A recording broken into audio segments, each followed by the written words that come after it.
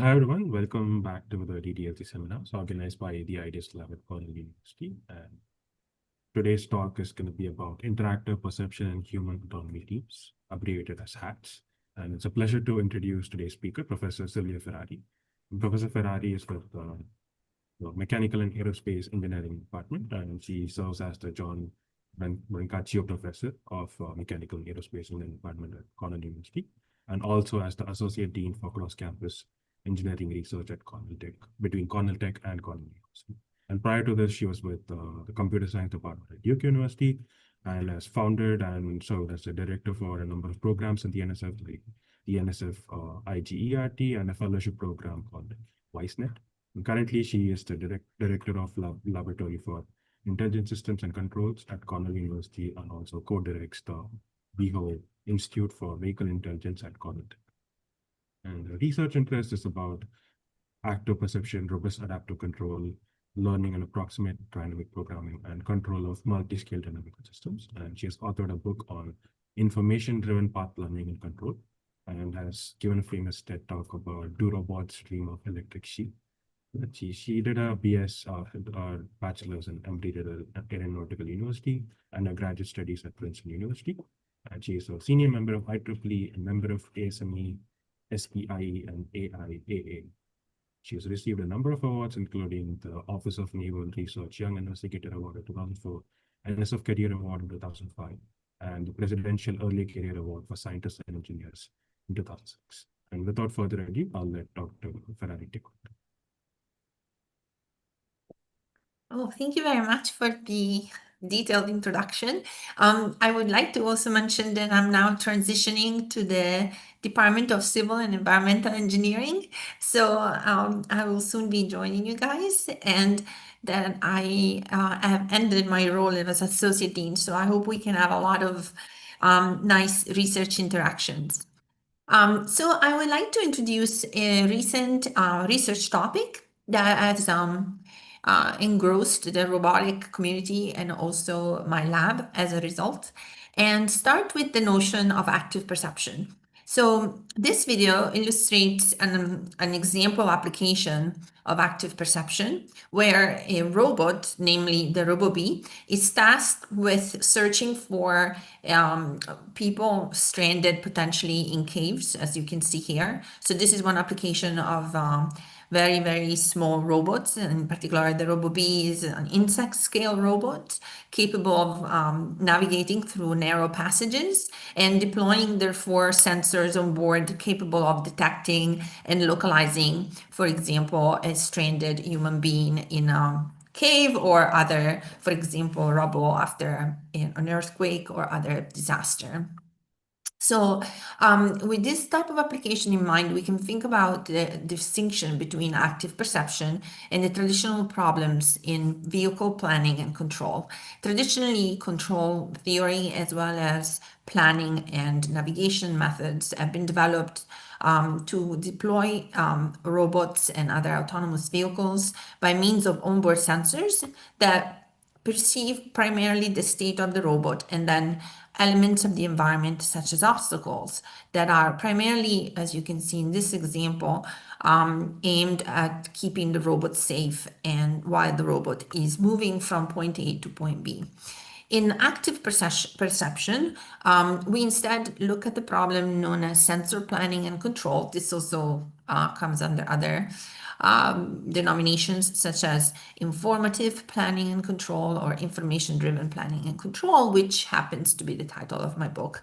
And in this new or relatively new paradigm, we have that the sensors are actually the primary scope for deploying the robot. Therefore, the robot or autonomous vehicle has the task of supporting sensing objectives. And these are objectives that no longer pertain simply to regulation, stability, and path following, but very differently to objectives such as coverage or target detection, classification, localization, and tracking, known as DCLT. And so over the years, the community, including my lab, have been developing various methods that instead of using traditional objective functions such as H infinity or H2 performance and other such criteria, use information value or information gain, as well as information about the geometries of the target and the sensor field of view to develop planning and control methods that optimize the sensing objectives. And over the years, we have demonstrated how these techniques that are also described in detail in my book, alongside with those of other authors, can be used in a number of very useful robotic applications, namely search and rescue, such as in the example I showed you previously, where it may be either too dangerous or too difficult for humans to reach other humans stranded in rubble or ruins, as you see in that picture, as well as in the caves example. And therefore, it may be useful to deploy insect scale robots or drones that also have the ability to fly over the region.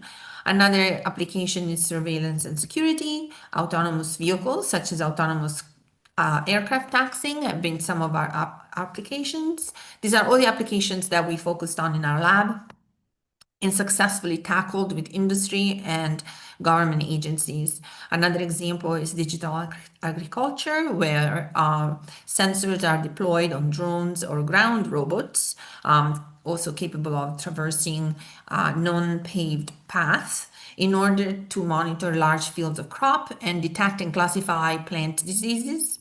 Another very interesting application that we worked on in the past is fugitive gas leak detection, whereby cameras, in this case, these cameras may not be necessarily mounted on autonomous robots. They may be, for example, simply pan, tilt, and zoom cameras. And they may be not necessarily RGB cameras, but also hyperspectral cameras, as you can see in this figure right here. By Rebellion, which is one of the companies we worked with for several years. One can actually overlay the hyperspectral image over an RGB image and then be able to detect gas leaks that may be hazardous in industrial plants because they may lead to fire, explosions, or also be greenhouse gases that therefore affect climate change. Another example is reconnaissance. This is one of the biggest area of research in our lab, using underwater vehicles that are deployed for the purpose of imaging, searching for underwater targets, classifying them, as well as also space situational awareness using space-based sensors. So all of these techniques and applications have been described in very good detail in our textbook, Information-Driven Planning and Control, with my co-author Tom Weddergren, along also with methods for stationary sensor networks that can be optimized by optimizing the placement, the mode, and other sensor parameters. So now we have this emerging area of research known as interactive perception, where all of the techniques and the type of robotic sensors you've seen up to this moment are now interacting quite closely with humans in the loop. And in this case, they are collaborating. Of course, they are collaborating also on physical tasks, as you see here. But our purpose is to focus on the problem of interactive perception and therefore how to develop techniques that enable collaboration by allowing a team to work together to better perceive an environment that is complex and also requires multimodal perception. So we see here a few examples of applications. I would like to focus on the firefighting application. So here you can imagine firefighters on the edge of the fire interacting with drones that are perhaps deployed with onboard cameras, LiDAR, other sensors, depending on the platform. And the humans and the robots need to perceive the extent of the fire, the characteristics of the fire, other potential hazards, such as explosive devices or explosive gases, gas leaks, as well as identify potential survivors. So in this particular example, we can have that, for example, the drone equipped with both sensors and communication devices may be able to relay the location of people that have been detected in the scene to humans that then can perform the necessary rescue. So besides of course, wanting to have connectivity, a key problem here is how to allow the team to work together to perceive the important elements as quickly as possible. So what we have been looking into recently is how do you understand the differences between human and robot perception, and how can you therefore integrate the information that they perceive and collect over time in a manner that can exploit the strengths and the weaknesses of each. For humans, for example, we have a very interesting amount of literature that describes how human perception is greatly affected by the physical domain, the cognitive domain, and the information domain. In particular, when humans are performing strenuous tasks such as firefighting, for instance, or are in a military environment, as their perception can be shaped by their psychological state as well as their biophysical state. So, for instance, if they're experiencing physical strenuous exercises or danger and other elements that induce arousal and that can in turn affect their ability to perceive their environment and the situation. This is also known as network-centric warfare, and situational awareness in this case is greatly altered by the presence of AI and autonomous sensors that are providing the humans with more and more information. As we go into the future, we're going to see more and more that humans are going to receive this information already elaborated by the robots, not necessarily in its raw shape and form. And therefore, we're very interested in how the two can collaborate and exchange information and leverage each other's strengths. So I'm going to show you one of our first topics in this new area of research, which is that of centralized coordination and control of multi-robot networks. And then from here, I'm going to show you how to then we can introduce the humans in the loop. So this is a problem that is quite amenable to interactive perception because it entails teams starting with a certain amount of robots. Let's say we may also add humans that are perceiving the scene, but in this case, we start with the problem where the humans are where the humans are the target and the robots are perceiving the targets in the scene. As I said before, for example, because we have a fire situation. So we're also interested in more difficult challenges where the number of targets exceeds the number of robots, as you can see here, and therefore the task of collecting information, making sense of that information is particularly difficult because we cannot assign every target to every robot. This problem is known as coordination and control of multi-robot networks, or CCMRN. And in particular, we're interested in targets that also have the ability to move around, and therefore the robots must also perform target tracking and solve this multi-target assignment problem, which has been shown to be MP hard. And it's particularly difficult in the case in which the robot number is exceeded by number of targets. So, of course, we can look at this problem in a centralized fashion. And, oh, by the way, feel free to interrupt me if you have any questions. In this centralized formulation, the overall utility is going to be the sum of the individual tracking utilities based on the target robot assignment that has been potentially decided. Of course, that is also part of solving the problem. Therefore, that problem itself is going to be an assignment problem. So, of course, we want to maximize information, but we also want to reduce the computational resources required. And therefore, we transition to decentralized solutions, as you see here, where each robot is performing a certain amount of computation, including solving the assignment problem. So we want to jointly optimize how the targets are assigned to the robots and how the robots are tracking the targets. And the two problems are intimately coupled because, as you can expect, if a robot is tasked with tracking a particular human that is far away, that task is going to be very difficult than tracking a human that is nearby. Moreover, when the number of humans that are the targets exceeds the number of robots, the robots must be able to also collect information about multiple targets for each of the robot. We therefore need to find a path that, based on the field of view, is going to allow the robot to visualize potentially more than one target. Or at least hopefully so.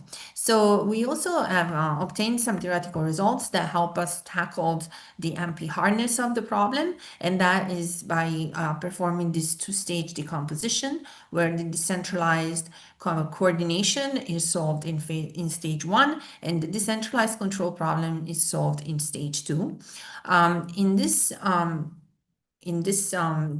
theoretical result that we have published, we are able to show that the decomposition is valid provided the constraints are independent using the result from Boyd, and that we can find an approximate solution to the decentralized optimization problem that I mentioned before.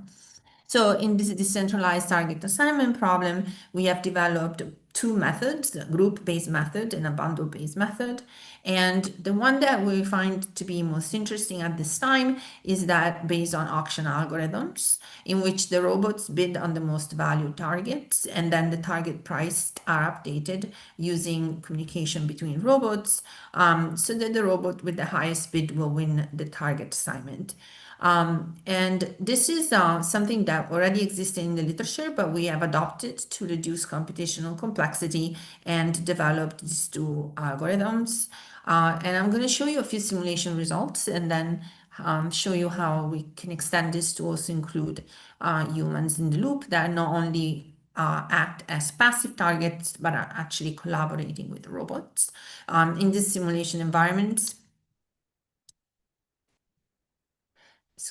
in this simulation environments, the robots are shown with their field of view. Each robot is shown with a different color. R1, R2, R3, R4 are the robots, and the target assignment in this particular case is shown underneath. So we have that the robots are able to optimize both their tracking ability and the assignment of the robots. We then also compared the two methods that we developed, the BBAC and GBAC methods, with existing approaches to solving the same network control problem that are listed here, and used these free evaluation metrics to evaluate and compare the performance. We also found the optimal solution offline because, as I said, the problem being MP hard makes it very difficult to find that online while the robots and the humans are moving around in real time. And so here are the simulation results that show the very significant performance of the two algorithms we developed, which are very close to optimality, while functioning in real time, thanks to the approximate solution.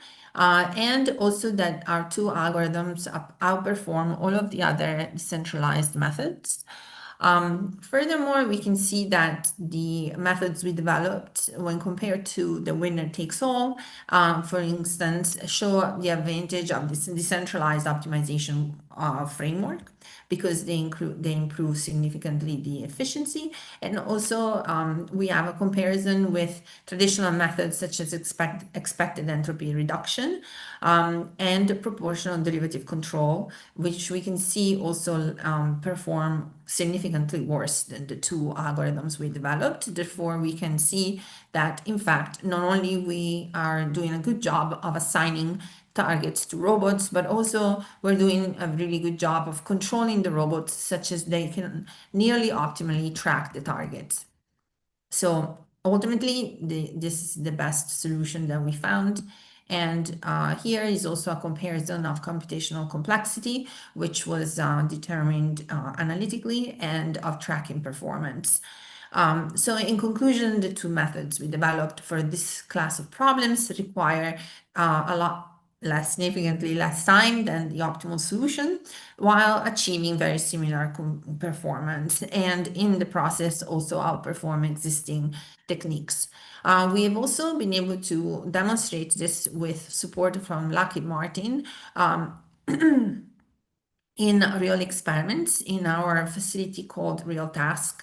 And here the robots were instrumented with IMUs and an encoder on board, but also we used localizations methods such as OptiTrack in the lab for validation. And here the targets are humans that are moving in the room, and therefore the robots are also online using convolutional neural networks to perform ID and re-ID of targets based only on the target image in the RGB frame. So here we're going to see the results of these experiments where 4 humans are correctly ID'd by the robots, and also the robot, sorry, in this case it's only one robot because of the lack of space, but the robot is able to move around and detect and as well as continue to track the targets as they move around.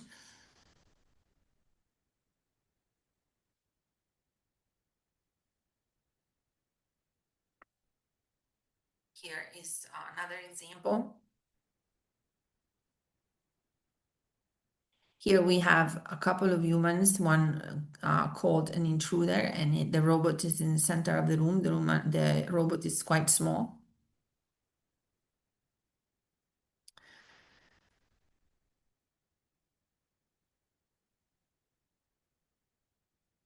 So with this, oh, excuse me. Here is the final example with an unforeseen target. Here we can see at different instances of time, we have various behaviors by the robot, such that the robot is first able to actually find the human in the loop, which is not known at the initial time. And then it's able to track the target while the target moves around at a speed that also exceeds that of the robot. So by using the estimated target trajectory, the robot is able to successfully maintain the human in the field of view and continue to perform target tracking. So in the sequel up to this work, funded in this case by Toyota Raymond Material Handling, we then started to look how to extend these techniques to networks that also include humans. So this is a very interesting upcoming application in warehouses and other industries, particularly manufacturing and material handling, where there are very, very powerful forklifts that can actually reach very incredible heights inside these warehouses. We went to visit the Toyota Raymond building, and they have a whole warehouse just for experimentation, as these forklifts are now entirely automated, and they're using virtual reality to allow the humans to interact with the forklifts, as well as to interact with the database of the stock phase of the materials, so that as the materials are being moved around and the databases are being updated, the humans also can determine where and how to move them to different locations. We have also the problem of assignment, because we have multiple forklifts and multiple humans and multiple targets that need to be moved around the factory. So in order to also leverage the virtual reality interactive tool that they have developed and that we have also developed, we used our RealTHASC facility in a human autonomy team architecture, where the user is the human, in this case, on the forklift. Therefore, there are significant safety considerations because the forklifts reach incredible heights, as I was saying before. And the human is unable to see everything that is relevant to the human, even regard to the forklift once he or she are on the forklift, and therefore the virtual reality has to give the human safety critical information about the automated system as well as his or her surroundings. So there is a simulation environment that essentially depicts the entire warehouse and can be updated in real time. And then we have developed essentially the network control algorithms that I mentioned before in MATLAB in a decentralized fashion to enable the control of the forklifts and look at task assignment scenarios. So this is the overall architecture that we have developed. And here you see how the VR works for the human. And these, of course, are the handles that the human can use to also instruct the forklift or interact with his or her environment. We've also created a simulation of the warehouse, a digital twin, essentially, that can be potentially also updated as the inventory is changing over time for the warehouse as merchandise is being shipped in and out the facility. So in this particular scenario, you see a VR human. You see now the human on the very high forklift, assigning a robot to a specified goal. And this is done, of course, by the human collaborating with the robot based on the human expert knowledge of what needs to be accomplished. Then subsequently, the TAPF algorithm, which we develop, also is implemented to assign other goals and paths. Those are then fed to the motion planner and controller of the forklift because, as I said, the forklift is entirely automated already. Okay, so with this, I would like to conclude by acknowledging not only all of our sponsors, but also our collaborators, including Professor Anna Scaglione at the Cornell Tech, and the many students and postdocs that have interacted with us during the project. You can scan this QR code to learn more about the project that I just showed you.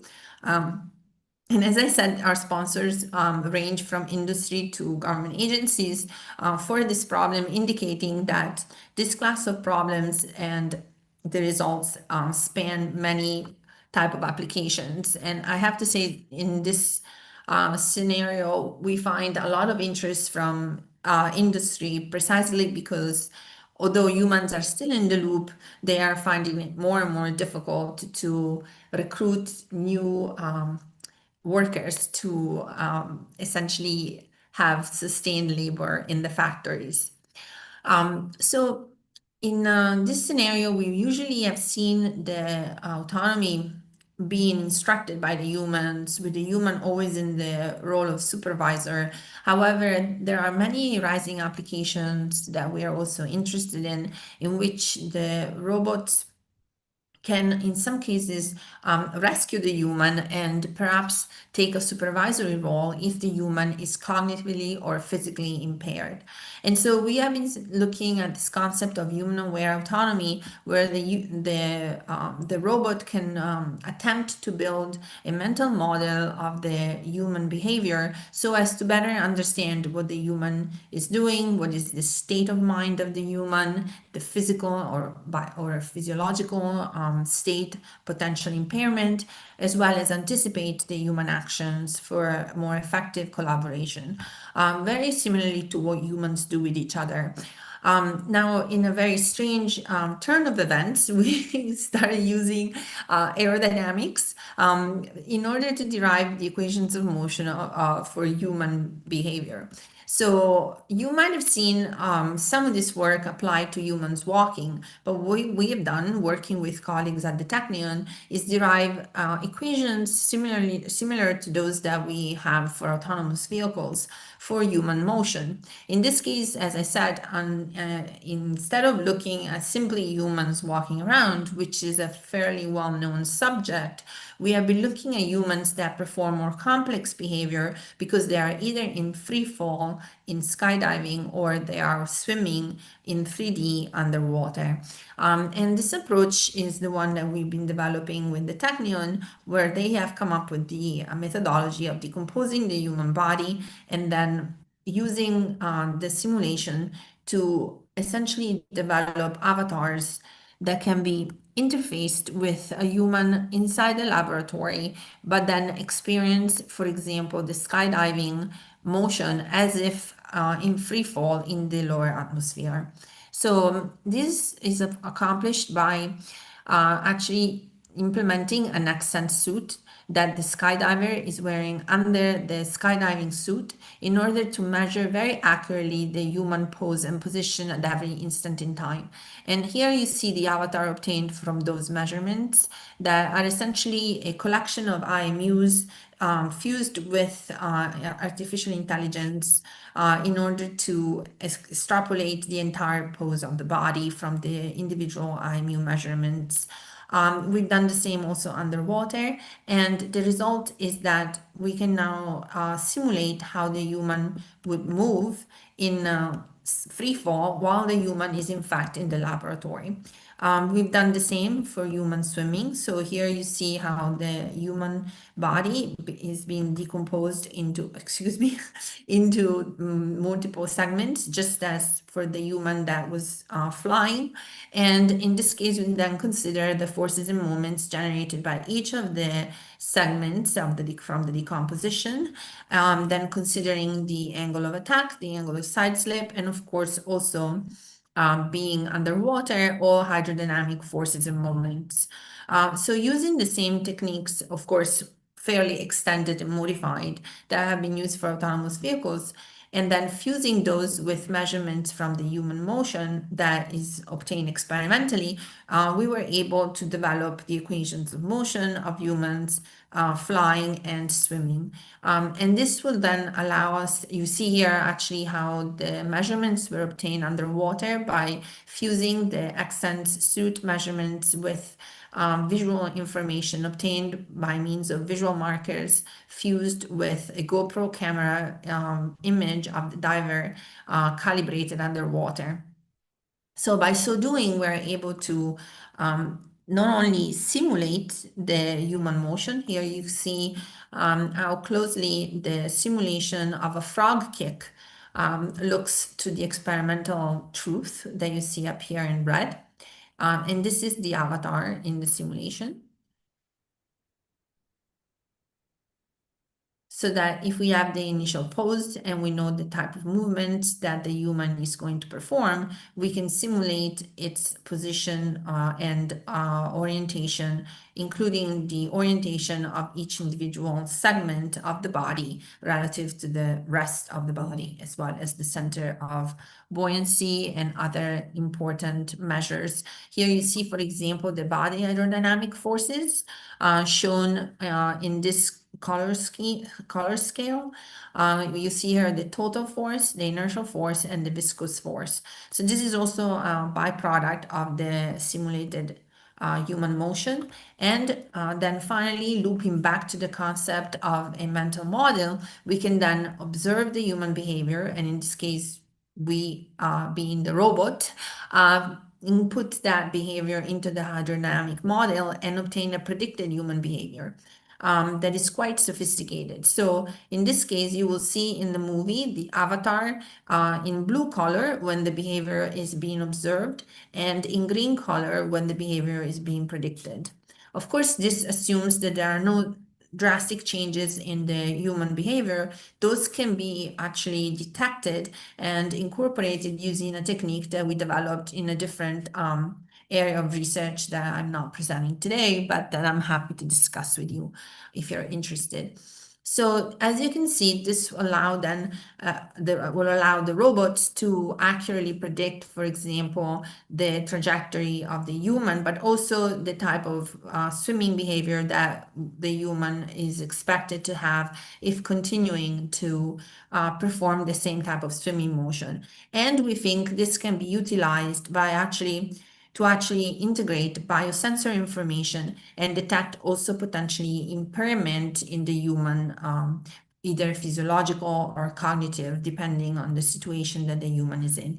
And this is all enabled by our RealTHASC architecture, where we've performed various experiments and developed the virtual reality for robots, so that now we can import both the human avatar and the robot avatar into VR. So in this case, you're going to see that we can simulate networks of robots. Here you see the real robots in colors black and red.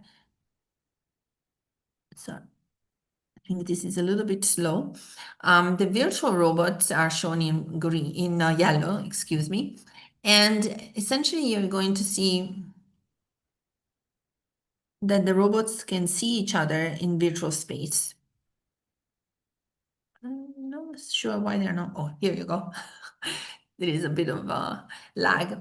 So this allows us to introduce robots inside the laboratory. In this case, we introduced Jarvis and Baymax, and allow those robots to interact with a much larger team, where the other team members are virtual robots that we can program however we like, also with onboard algorithms and virtual sensors. And the environments are much more realistic than in, for example, the laboratory, because we can simulate using Unreal Engine very sophisticated environments for the robots to experience and cope with during the collaboration.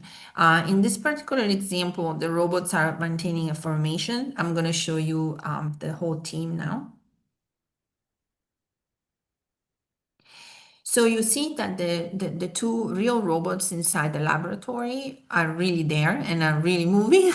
So we can test hardware and see how real robots would behave. But by means of onboard sensors that are virtual, once we import them into the virtual environment, they can behave as if they were in the virtual scenario that we create for them in Unreal Engine. Moreover, they can collaborate with the three virtual robots that here are called Vision, Wally, and Ultron.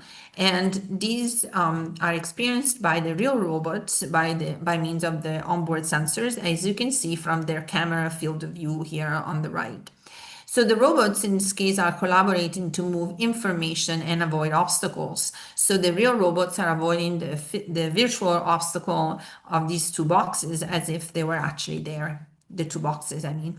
And similarly, we can test human-robot interactions for human autonomy teaming, as I've been discussing earlier in the talk. In this case, the human is performing. There's a slight delay due to the video, actually not the actual facility, because in the facility this all happens in real time.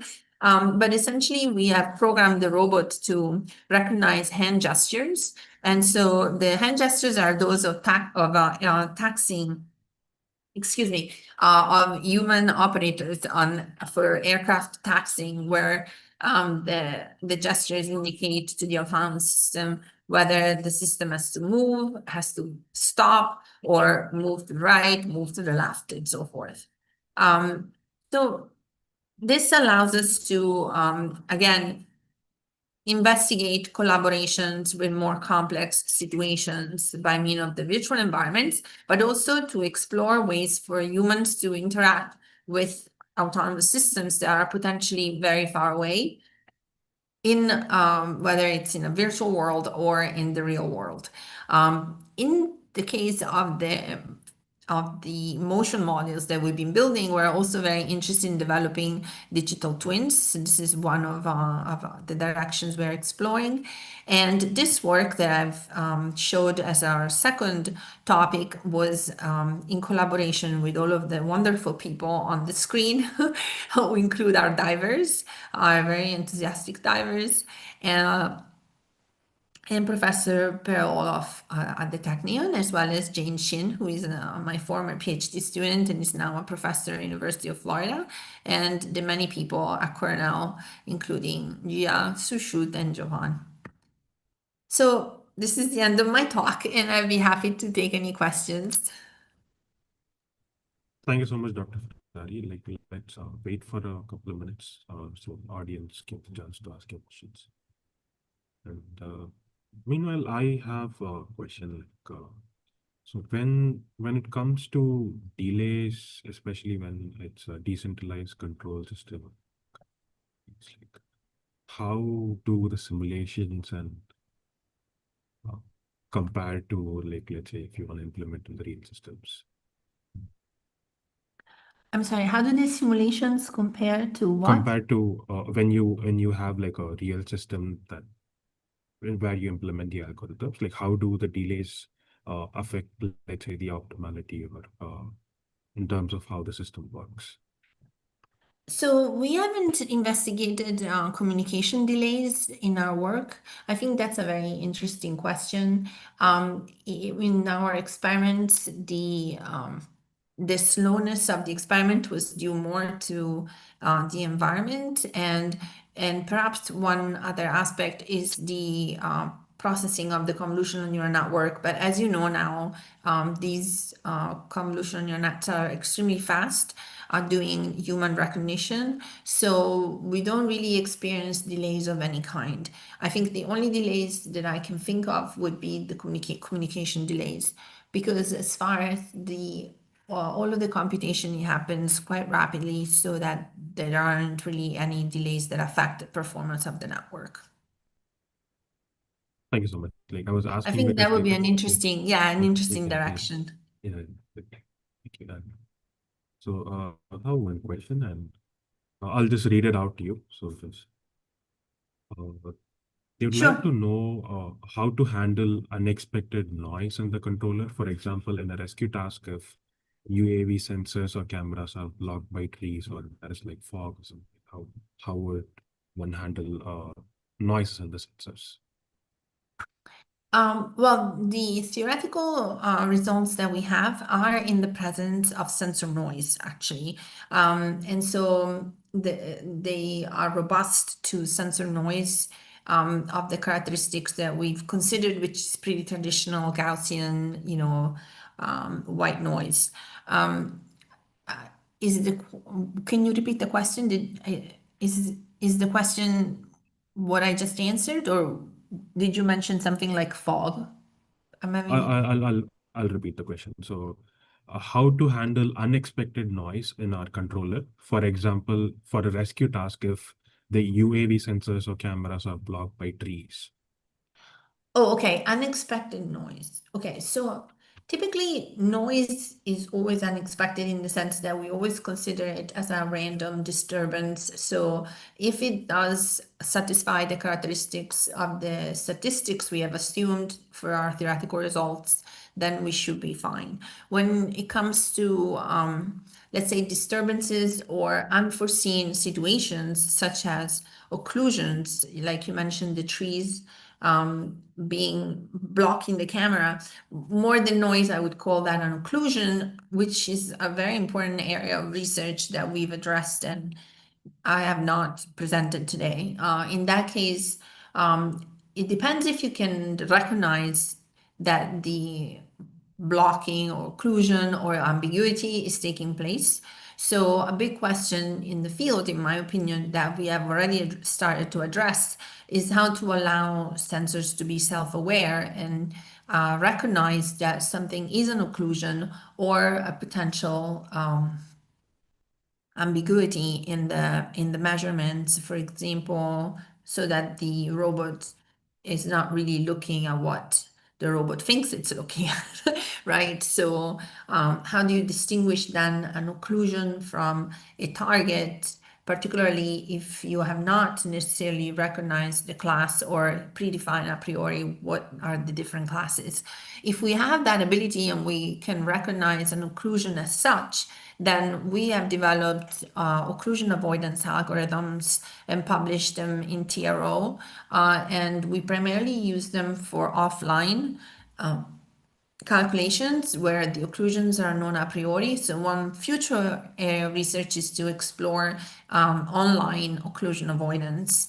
And finally, if the case is that of, for example, fog, where the perception is hindered but is not completely blocked, then typically there are different ways we can address that. Besides the traditional sensor noise, we can look at diminished fields of view, which is how we have found to have, when the fog is present in vision sensors, for example, in many cases that simply reduces the range of the sensor. And that's also true for a lot of other sensors, particularly sonar and underwater sensors, that many environmental conditions reduce the size of the field of view. And that is something that is tackled in my book to a great extent. So it really depends on the class of noise, on the type of hindering of the perception that we're talking about. And this is also something we talk about in depth in my robot perception class. Thank you. I'll read the next question to you. The next Yes. question is, could you elaborate on what Bayesian inference algorithm you use for object or other the human tracking? Oh, yes, that's a great question. So we've used a variety of Bayesian algorithms. We've used Bayesian networks for active perception for a long time. And then eventually we transitioned to non-parametric Bayesian methods, which were particularly useful for problems in which the data continues to come along. So you have ongoing streaming of data, and therefore the model you're trying to learn, the Bayesian model, has to potentially grow in dimensionality. So for example, you potentially need more and more parameters to approximate the data, but it is also possible that, specifically in the case of ambiguities, that if ambiguities, for example, are resolved and the data is actually clarifying things over time, you may also have a model in which the number of parameters is reduced and therefore it collapses. And this is a very useful feature of non-parametric Bayesian models that we've used in the past. And we particularly used DPGPs, which stand for Dirichlet process, Gaussian process models. But ever since then, I'm sure they have developed many other examples. And they also have the ability to learn online quite quickly. So you can train them a priori and then allow them, as I said before, to continuously learn, from data as time progresses. And we particularly apply those to target tracking problems, exactly like the one that I showed today. However, the distinction there is that we assumed the target assignment problem had already been solved, whereas in this latest development, we have solved the problems jointly so that the target assignment is also optimized in conjunction with the tracking algorithm, which in our case is not just about tracking the target, but also positioning the sensor such that as many targets as possible are inside the field of view and the information gain for those targets is maximized. So this means moving the robots in such a way that that happens. And that's why this is an active perception problem as opposed to simply a target tracking problem. Does that make sense? Thank you. Definitely. You're welcome. The next question is, how the communication topology among the robots affect their tracking performance. In the simulation, it seems each robot and its tracking target is decoupled. Okay, so that's an excellent question. The robots and the targets are not communicating. So there is no collaboration between the robots and the targets. The robots are communicating with each other to solve the assignment and tracking problem because they need to exchange information. Again, it's a decentralized architecture, but nevertheless, there is communication. And our assumption is that the network is connected. Again, also going back to your question, the very first one, we have not really explored in this context the influence of network topology. But I do think it's a very interesting problem. It is not really our area of research, but I do believe that it's a very interesting question to explore. One thing we have looked into the past and that we're still interested in is intermittent communications for the purpose of diminishing or minimizing the amount of communication required, so that you intentionally take away the connectivity so that the robots can remain covert. But we have not addressed the issue of connectivity from the point of view of a topology that's changing, for example, because of the contested environment. I mean, other authors have, but that is not something we have explored. Thank you. Now, one last question. Mhm. When it comes to sustained labor, like when you involve humans and put them into the VR setting, and like you want the whole thing to work out, like have people considered these class of approaches called like patient persuasion or any persuasion sort of a setting where like one agent persuades the other to act in a certain way? So let's say like someone designs some Oh, sort of an information or rewards to like help human drive their behavior or like internal beliefs. So it's at the end useful for both the human and the VR system as such. Is that an approach people oh, have considered? that's very interesting. I am not aware of that. I know about working adversarial networks, but I am not familiar with this type of problem. So I'd be very interested in learning more about it. Thank you so much. Uh, Thank I you. guess, yeah, I guess that's all the questions we have for today. Okay. Well, thank you very much for having me. I believe I don't actually see the audience. So other than you and Andreas, I think is also streaming from the YouTube channel. So I want to thank you all for being at the seminar today and inviting me to speak. And I look forward to seeing you all in person when I come back to Ithaca, hopefully. Thank you so much. It was a pleasure having you with us today, and thank you. We really appreciate you taking your time from sabbatical and joining us too. Yes. Thank you. I hope some of you will get to take my class or buy my Yep. book. Yep. Yep. Yep. Totally.